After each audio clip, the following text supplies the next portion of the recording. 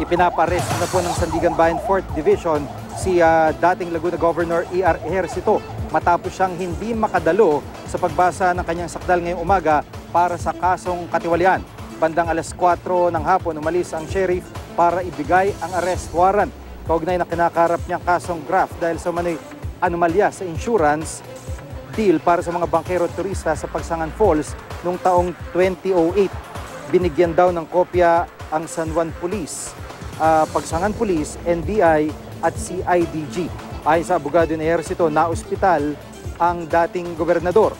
Nagdala pa nga ito ng medical certificate upang patunayan ang pagkaka-ospital ni Ejercito, pero hindi tinanggap ng korte ang naturang certificate.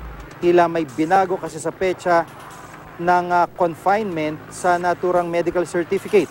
Nakasaad din sa dokumento na hindi ito maaaring gamitin for medical legal purposes. Ibig sabihin, wala raw halagang dokumentong iyon sa korte.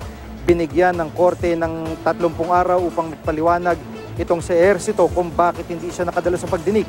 Sagot naman ni Ejercito, handa siyang magpahuli. Hamon din niya pumunta sa ospital ang mga taga-korte. Nakadextrose pa nga raw siya sa Cardinal Medical Center.